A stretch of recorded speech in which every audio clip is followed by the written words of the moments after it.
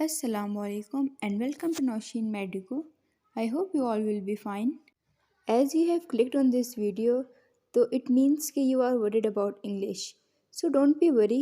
मैं आपको इस वीडियो में कुछ ऐसी टिप्स बताऊंगी जो आपके लिए काफ़ी हेल्पफुल साबित होंगी। तो एज़ यू नो कि इंग्लिश के दो पोर्शंस होते हैं। एक पोर्शन होता है objective portion and next portion होता है सब्जेक्टिव पोर्शन। तो फेडरल बोर्ड में तो मैक्सिमम ऑब्जेक्टिव पोर्शन में जस्ट ग्रामर ही होती है। और ग्रामर में क्या क्या इंक्लूडेड होते हैं? सिनोनिम्स होते हैं, एंटोनिम्स होते हैं, पोएटिक डिवाइसेस होती हैं, जॉनरा ऑफ लिटरेचर होता है, क्लॉजेस फ्रेजेस होती हैं and tenses and types of tenses. ये मैक्सिमम होता है फेडरल बोर्ड के जो एमसीक्यूज़ का पेपर होता है, बिकॉज उसमें और कुछ नहीं आता, जस्ट एमसीक्यूज़ ही होते हैं।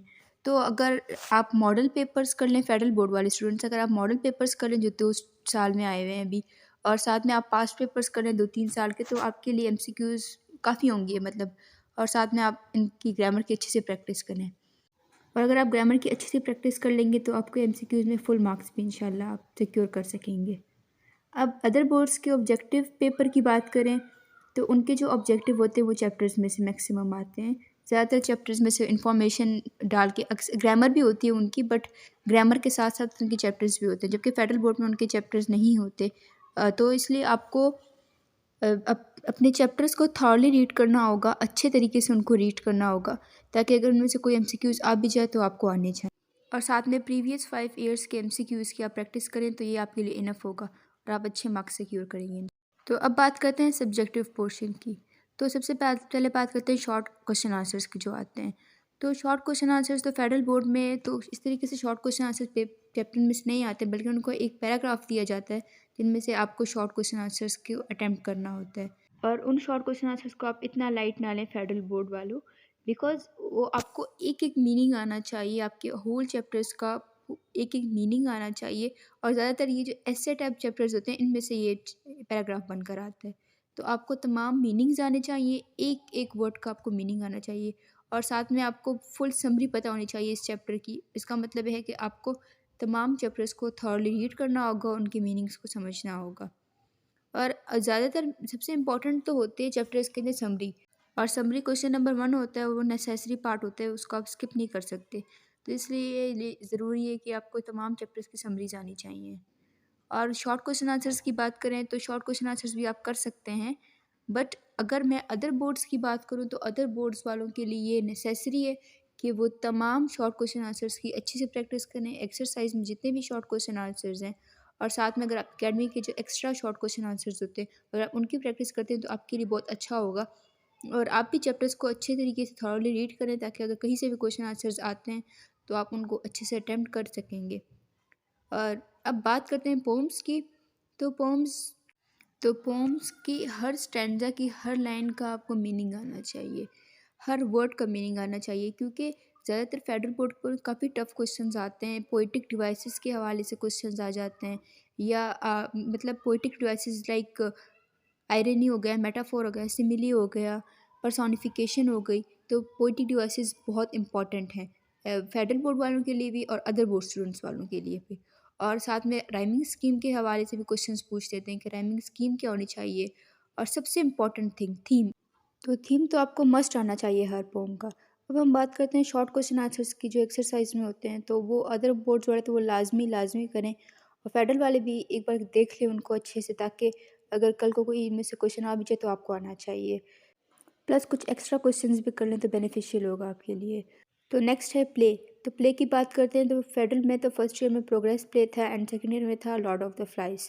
तो आपको एलिमेंट्स ऑफ लिटरेचर जो प्ले के होते हैं वो मस्ट आने चाहिए, लाइक प्लॉट हो गया, सेटिंग होगी, करेक्टराइजेशन हो गया, कॉन्फ्लिक्ट हो गया, क्लाइमैक्स, एंटी क्लाइमैक्स, एक्सपोजिशन। ये सब कुछ आपको अच्छे तरीके से पता होना चाहिए, कि डेफिनेशंस आनी चाहिए, ये भी पता होना चाहिए कि प्ले में कहाँ क्लाइमैक्स है, कहाँ एंटी क्लाइमैक्स है, कॉन्फ्लिक्ट कहाँ पर हुआ है। तो क्योंकि कभी कभी बोर्ड में ऐसे क्वेश्चन आ जाते हैं कि जहाँ पर इंसान फंस जाता है, तो अच्छी बात है कि आप वक्त से पहले ये सब कुछ रेडी कर लें ताकि आपको कोई इशू ना हो। तो अब बात करते हैं लेटर राइटिंग की। एप्लीकेशन राइटिंग हो गई, या फिर साथ में सीवी जिसको हम रिज्यूमे राइटिंग भी कहते हैं, या फिर रिपोर्ट राइटिंग। तो इन सब को आपको पैटर्न को अच्छे तरीके से 5-6 बार लिखना है ताकि आपको पैटर्न याद रहे। और साथ में पास्ट पेपर से कोई 5-6 टॉपिक्स उठा के आप उनकी प्रैक्टिस कर सकते हैं। तो आपके लिए बहुत बेनिफिशियल होगा। ऑफ कोर्स मेहनत तो करनी पड़ती है, तो तभी तो आपके बोर्ड एग्जाम्स में अच्छे मार्क्स आएंगे। और अब बात करते हैं एसे राइटिंग की या फिर पैराग्राफ राइटिंग की। तो एसे राइटिंग और पैराग्राफ राइटिंग काफ़ी स्टूडेंट्स को मुश्किल लगता है, बट इसमें इतना कोई मुश्किल चीज़ नहीं है। कि एसे राइटिंग में पहले इंट्रोडक्टरी पैराग्राफ होता है स्टार्ट में, और देन लास्ट में कंक्लूजन पैराग्राफ होता है। बट आपको 20 मोस्ट इंपॉर्टेंट टॉपिक्स उठाने, और उसके हिसाब से कोटेशंस आपको ज़रूर याद करनी होंगी। कोटेशंस आपको 3 से 4 तो आनी ही आनी चाहिए, लेकिन आप 20 मोस्ट इंपॉर्टेंट टॉपिक्स उठाएं, जिस तरह करप्शन हो गया, या साथ में कोविड के बारे में हो गया, या फिर एजुकेशन के बारे में हो गया, या फिर करंट अफेयर्स या सिचुएशंस के बारे में हो गया। तो आप इस तरह के टॉपिक्स उठाएं, हेल्थ के बारे में, स्पोर्ट्स के बारे में, और फिर उनके बारे में आप रिसर्च भी करें थोड़ी सी, आप अकेडमी से पढ़ लें, कुछ ना कुछ नोट्स पढ़ लें, क्योंकि ये बहुत इंपॉर्टेंट चीज़ें होती हैं। कभी कभी पेपर में मुश्किल आपको आ जाती हैं टॉपिक्स, तो फिर आपको नहीं समझ आ रही होती इसका क्या करें। तो कोटेशंस तो मोस्ट इंपॉर्टेंट है, आपको ज़रूर ज़रूर लिखनी है। और साथ में फर्स्ट पैराग्राफ होते हैं, लास्ट होते हैं, और बीच में आपको 3 जो पैराग्राफ होते हैं उस पर आपको सब कुछ डिफ़ाइन करना होता है। तो अब बात करते हैं ग्रामर की। तो ग्रामर का तो आपको तो पहले ही पता है कि उसमें पोएटिक डिवाइसेस शामिल होती हैं। पोएटिक डिवाइसेस में भी एलिट्रेशन वगैरह, और टेंसेस होते हैं, टेंसेस भी मोस्ट इंपॉर्टेंट होते हैं। और साथ में एक्टिव पैसिव वॉइसेस हो जाती हैं, और नरेशन होती है, फ्रेज एंड क्लॉजेस होते हैं। तो इन तमाम ग्रामर की चीज़ों को आपको अच्छी से इनकी प्रैक्टिस करनी है, ताकि पेपर में आप इन जगह पर फंस ना जाएं। तो ये बहुत इंपॉर्टेंट चीज़ें हैं। और साथ में अब पंक्चुएशन हो गई। तो पंक्चुएशन में काफ़ी स्टूडेंट्स मिस्टेक्स करते हैं, वो बगैर तैयारी के जाते हैं, उनको लगता है कि बहुत एक्सपर्ट है इस चीज़ में, लेकिन फिर बाद में वो वहाँ पर फंस जाते हैं और उनको कुछ समझ नहीं आ रही, तो इसकी पंक्चुएट कैसे करें। तो आप बेहतर यही होगा कि आप पहले से ही पंक्चुएशन की अच्छे तरीके से प्रैक्टिस करें, ताकि फिर पेपर में आपको कोई भी इशू ना हो। आपको पता होना चाहिए एक्सक्लेमेशन का मार्क्स कहाँ आएगा, फुल स्टॉप कहाँ आएगा। अब बात करते हैं करेक्शन ऑफ पैराग्राफ। तो ये फेडरल बोर्ड का एक क्वेश्चन होता है, और ये भी काफ़ी स्टूडेंट्स को बहुत लाइट लेते हैं। मैंने भी बहुत लाइट लिया था, इसीलिए मेरे सेंडम्स में फिर 5 में से 3 मार्क्स आए थे, बिकॉज आपको 5 एरर्स स्पॉट करने होते हैं। मैंने जस्ट 3 किए थे। एडवर्ब के, एडजेक्टिव, नाउन वगैरह के उसमें एरर्स होते हैं, स्पेलिंग एरर्स होते हैं। तो आपको इनकी अच्छी तरीके से प्रैक्टिस करनी है। प्रीवियस 5 ईयर्स पेपर उठा लें, उनमें से सारे 5 तकरीबन पैराग्राफ की आप प्रैक्टिस कर लें। आप लाइट लेते हैं 8 सब्जेक्ट्स को, बट 8 सब्जेक्ट्स इतने ईजी नहीं हैं। अगर आप ज़्यादा मेहनत करेंगे तो ही आपके अच्छे मार्क्स आ सकते हैं। अब बात करते हैं ट्रांसलेशन एंड डायलॉग राइटिंग। इसमें फेडरल बोर्ड में चॉइस होती है, तो मैं आपको यही सजेस्ट करूँगी कि आप डायलॉग राइटिंग को प्रेफर करें, और हर एंड बोथ पर्सन्स के आपके 8 सेट्स लिखने हैं। और ट्रांसलेशन कभी कभी ईजी होती है, लेकिन कभी कभी ऐसे कुछ डिफ़िकल्ट वर्ड्स आ जाते हैं ट्रांसलेशन के अंदर, कि फिर आपको लाइक डिफ़िकल्ट हो जाता है। जिस तरीके से अगर आ जाए कि दिन दूने रात चुगनी तरक्की करना, तो काफ़ी मुश्किल हो जाता है। तो मैं आपको ये सजेस्ट करूँगी कि आप अच्छी तैयारी तब कर सकते हैं जब आप इन सब चीज़ों की आप अच्छे से प्रैक्टिस करें, और साथ में पास्ट पेपर्स आप खुद से कोई 2-3 पेपर सॉल्व करें, और अपने कॉलेज का कोई सेंड अप हो, मॉक हो, या कोई भी एग्ज़ाम हो, वो कभी मिस ना करें।